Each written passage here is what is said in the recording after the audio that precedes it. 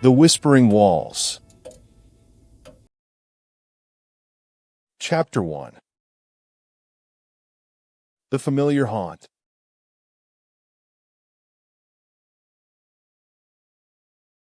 As I stepped into the old house, a wave of memories flooded my mind like a tidal wave crashing against the shores of my sanity. It had been 5 years since I left, forced to escape the trauma that engulfed every corner of this place after my parents' sudden and inexplicable death in a car accident. The silence was deafening then, not just from the lack of their voices, but also because I couldn't bear to relive those days that seemed frozen in time. Now, at 20, I returned for solitude and healing.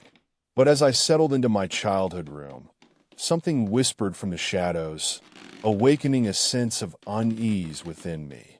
The room remained largely unchanged since they left. The same faded wallpaper adorned the walls. The same bookshelf held the same worn books. Yet amidst the familiarity, an eerie feeling crept in, as if watching my every move. A note slipped from beneath the pillow caught my attention. A single sheet of paper with my mother's elegant handwriting that made my heart skip a beat. Look closer. It was as if she had reached out to me from beyond the grave. I felt foolish, yet curiosity propelled me forward.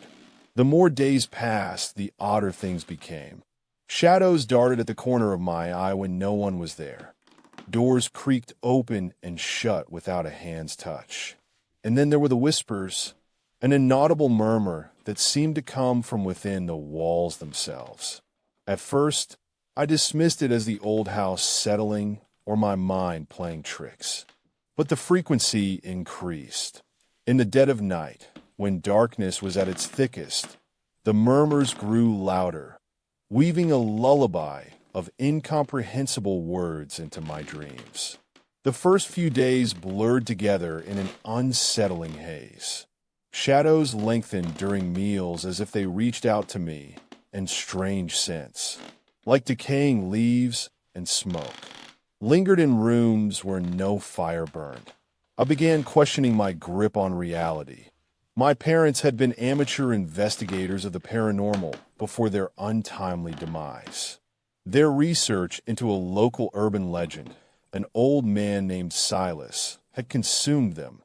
It seemed this house held secrets they never revealed to me. But why now?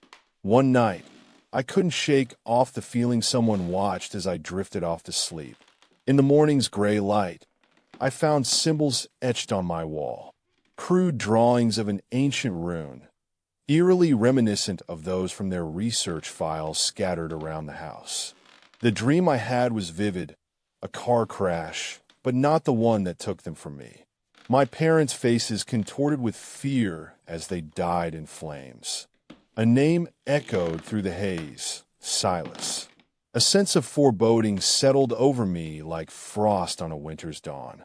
If I was losing my mind or if this place truly held mysteries, I needed answers. I embarked on a quest to unravel its secrets, determined not to let the past consume me once more. In their study, beneath layers of dust and forgotten dreams, I uncovered a note tucked away in a hidden drawer. An address. It belonged to Silas, the last known abode mentioned in their notes.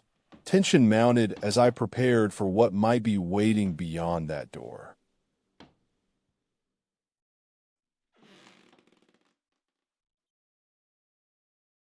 Chapter 2. The Strange Visitor.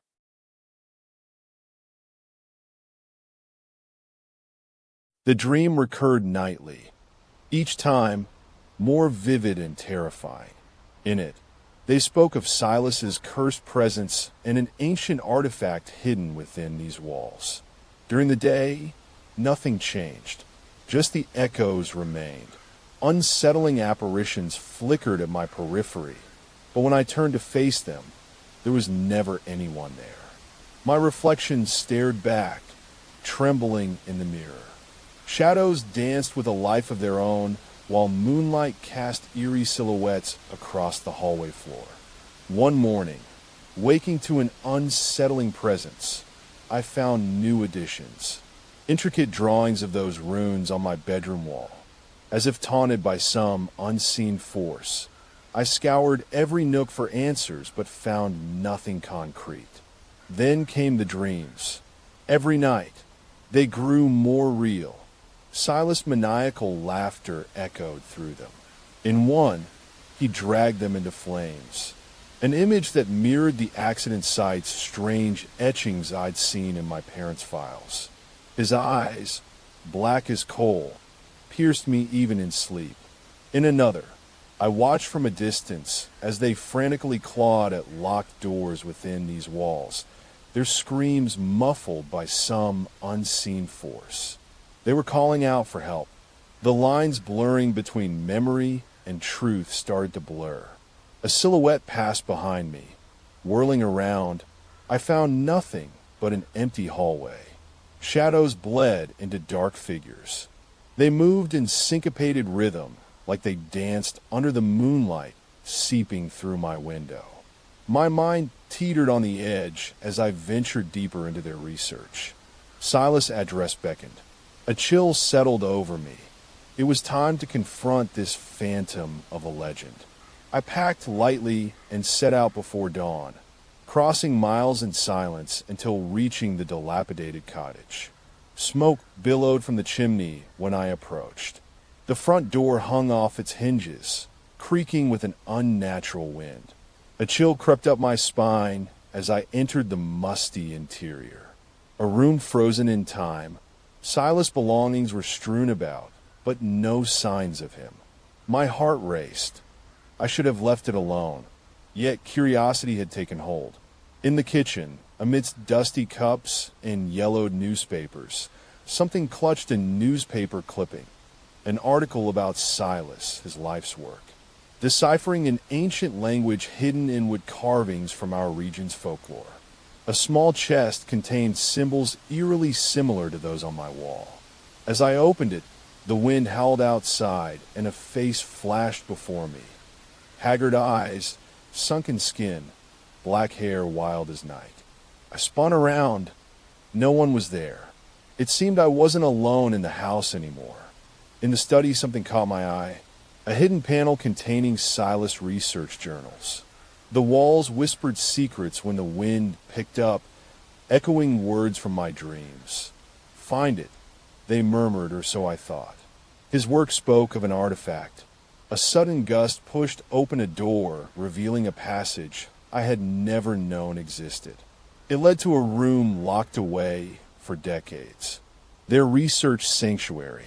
My parents' notes mingled with Silas, detailing the ritual required to awaken the cursed artifact. A riddle, a key, and courage enough to face the darkness that lay beyond. Symbols etched into the wood carvings held more significance than I understood at first glance. They were keys to unraveling this mystery. In my sleepless nights, visions grew more vivid. Silas' maniacal laughter ringing in my ears.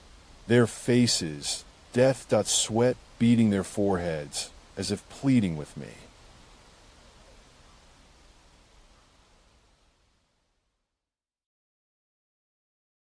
Chapter 3. The Final Revelation.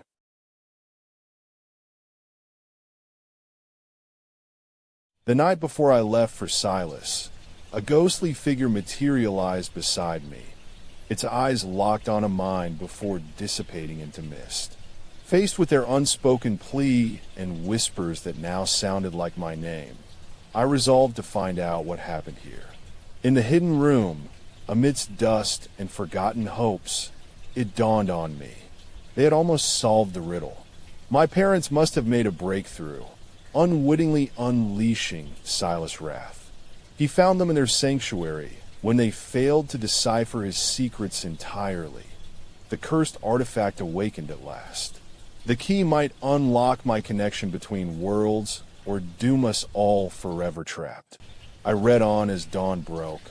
Find the source of wood and follow it.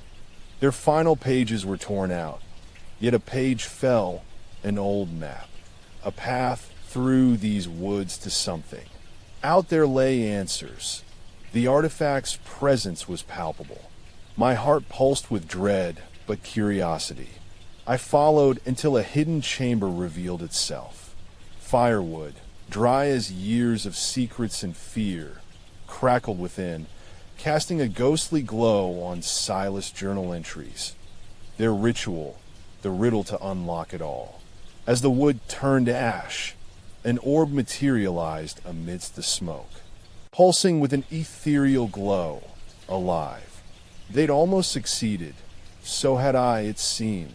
An unseen hand reached for me as I touched its surface. A door ajar between worlds beckoning. The darkness they spoke of was real.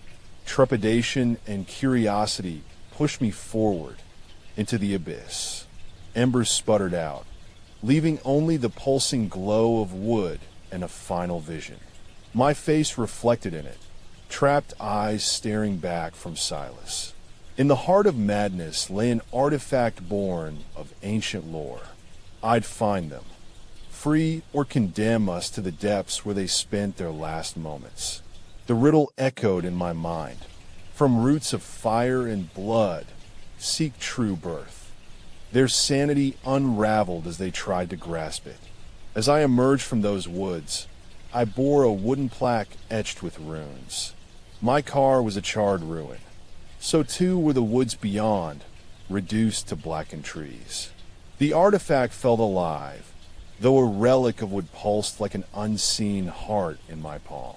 My parents and Silas, once locked away, now walked beside me, faces twisted with torment.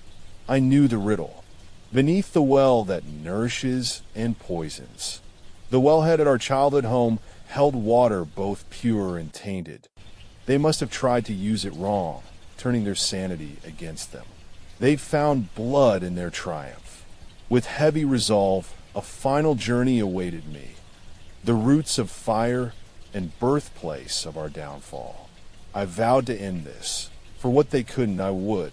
In the silent hours, I returned home, the artifact still pulsing like an unspoken heart. The wellhead echoed with a name. Silas. They had failed as much as Silas, but not I. Embers danced across its surface in my palm, life's echoes of their failure and triumph. A key fell into place. They'd found it. The darkness consumed them. Now, to put that curse right, in a burst of determination, I plunged both hands, breaking from two worlds into one. As wood pulsed with energy under my grip, the fire died out, leaving only silence where madness once reigned. When daylight crept in, an aged-out-old wellhead revealed its story. Bones entwined around each other, a lifeless Silas, and what remained of their dreams. No more echoes. No more echoes. The pulsing artifact lay on my palm as I rose with the sun's first kiss. It now held the essence of lives long gone. In the quiet, it pulsed no longer, yet in my grasp. Another pulse, one that was mine to define, a curse or legacy. My heart, beating against their echoes of failure and triumph, was the key to both worlds. No more whispers, only life's pulse. No more echoes of what once destroyed them. I'd set our souls free, but at what cost? Silence had come. My decision awaited. A new dawn, like ash from what turned bone dust, surrounded me.